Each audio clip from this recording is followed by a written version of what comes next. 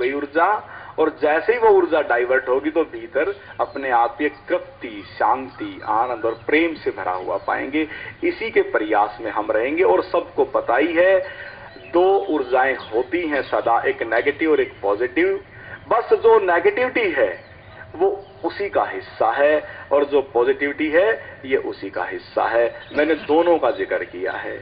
और हमारा जीवन नेगेटिविटी की तरफ शायद ही कोई जाना चाहता हो, अशांति की तरफ शायद ही कोई जाना चाहता हो, ईर्ष्या द्वेष की तरफ कोई शायद ही जाना चाहता हो, क्रोध में शायद ही कोई पड़ना चाहता हो।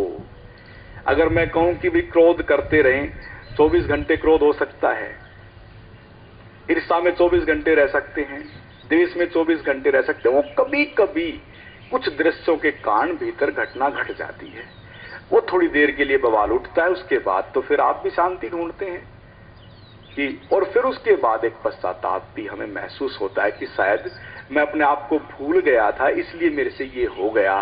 बस हमारा वो जो भूलना रहता है, बस वो भूलना ना रहे, और आम जीवन में हम सजग और ध्यान हमारा जीवन बन जाए। इसलिए परम आनंद ध्यान योग में जीवन सदा, आप उस जीवन जो जन्म से मृत्यु के बीच का जो जीवन है वो आनंद से फलित हो जाए, प्रेम और शांति से फलित हो जाए, और एक दिव्यता आपके भीतर जन्म ले ले। बस वो दिव्यता मैं क्यों कह रहा हूं, क्योंकि जीवंत ऊर्जा दिव्य ऊर्जा है।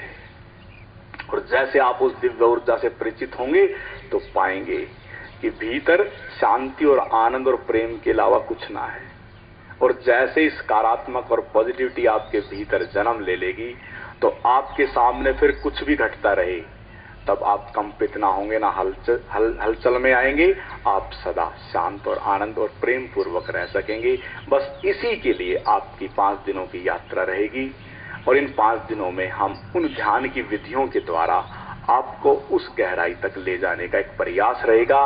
इसलिए जो ध्यान यहां होंगे तो मेरी सबसे नम्र प्रार्थना है, निवेदन भी मैं करूंगा कि हो सकता है कि किसी का इसमें इंटरेस्ट है या ना है, किसी की रुचि है ना है। अब मैं थोड़ी वो बात भी कर लूं, क्योंकि कुछ हो सकता है मित्र बोले कि कहां फंस गए, कुछ हो सकता है कि बोले कि एक व्यवस्था का हिस्सा है, एक नियम का हिस्सा है तो हमें तो बैठना ही पड़ेगा।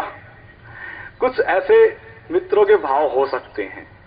अगर मैं कहूं कि ऐसे मित्रों के अगर भाव हैं तो थोड़ा सा अब आप अपने आप को थोड़ा सा, मैं कहूंगा कि ज्यादा नहीं कहूंगा, थोड़ा सा आप बस एंजॉय के तौर पर, एंटरटेनमेंट के तौर पे आप यहां मौजूद रहें, ठीक है। अब बहुत सारी चीजों की फिक्र ना करें, ना चिंता करें। अब आप एक नियम का हिस्सा तो हैं, लेकिन अब मैं आपको कुछ उन नियमों के हिस्से से जोड़ूंगा जहां आप इस नियम में रहते हुए भी शांत और आनंद से फलित होंगे और प्रेम से फलित हो जाएंगे। फिर नियम नियम ना रहेगा, वो नियम भी एक खेल बन जाएगा, और यही आपका जीवन होना चाहिए। इसलिए आपके जो जीवन का जो मेन जो बिंदु है, मैं आपको वहां ले जाके छोड़ूंगा। मुझे विश्वास है पूरा, मैं भरा हूं इस विश्वास से। अगर कुछ मित्र थोड़े बहुत भी, अगर मुझे पता है, क्योंकि हम जब स्कूल में बैठते थे, क्लास में बैठते थे, तो टीचर जब सामने होते थे, सबको पता है आप लोगों के बीच भी सब घटना घटती है कि जब हम क्लास में बैठते थे तो पीछे बैठ के कुछ बच्चे कुछ ना कुछ जमीन में बनाते रहते थे, कुछ ना कुछ बातें चलती रहती थी। कोई किसी को पीछे से मारता था, देखो क्या हो रहा है, कोई किसी को छेड़ता था, ये सब चलता है। लेकिन अब हम समझदार हैं, वो हरकत तो ना कर सकते हैं, लेकिन फिर भी कुछ मन हो सकता है किसी का ना हो कि बोले कि ऐसे ही बैठ गए, पता नहीं क्या चल रहा है।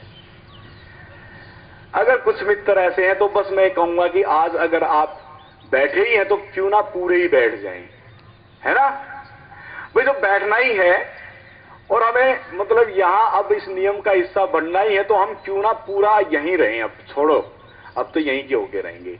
बस मेरी यही गुजारिश और नम्र प्रार्थना निवेदन है कि अब आप यहीं के होके रहेंगे, और पूरा अब ये जो ध्यान अब आपके बीच, आपके मध्य रखा जाएगा, तो आप उसमें पूर्णता के साथ पूरी जीवंत ऊर्जा के साथ आप इस ध्यान में प्रवेश करेंगे। और कोई भी मित्र अब जैसे जैसे इशारे हों, बस मेरी प्रार्थना है कि आप उन इशारों को फॉलो करते जाएंगे और आप पाएंगे भीतर, हो सकता है कि आज ही इस ध्यान के द्वारा आपके भीतर की स्थिति जो जीवंत ऊर्जा से, जो आनंद से फलित है, हो सकता है कि वो भीतर का बीज फलवित होने में सहायक हो जाए। ठीक है, तो अभी हम सभी उसी आनंद तक पहुंचने की यात्रा के लिए हम अब सभी खड़े हो जाएंगे। शांति शांति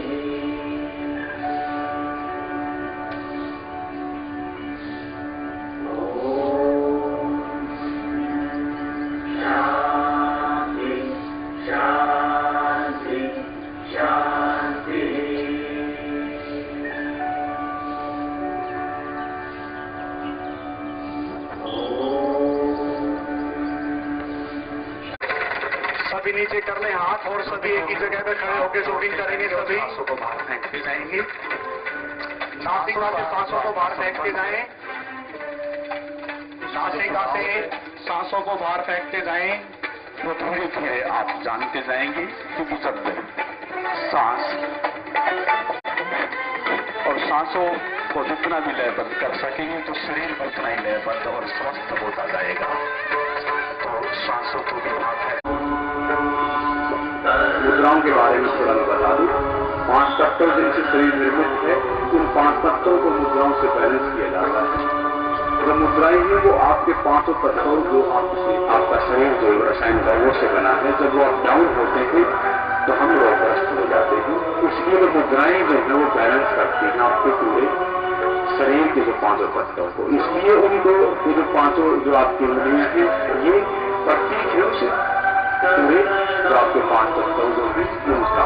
इस अंगूठा आपकी नासिका साफ कर सके इसके लिए अनुलोम विलोम प्राणायाम आवश्यक है।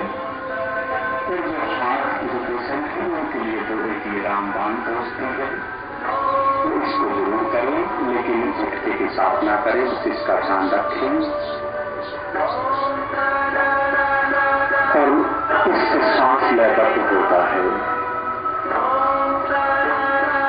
सांस लयबद्ध का संबंध है क्योंकि जितना लयबद्ध सांस होगा उतना ही शरीर आपका पूर्ण स्वस्थ हो सकेगा। इसलिए सांस का लयबद्ध होना आपके शरीर से संबंध रखता है। और अनुलोम विलोम प्राणायाम जो है उसमें बहुत सहायक है। तो इसलिए आप इसको दूर करेंगे और ये मन और आपके दिमाग को शांत करता है।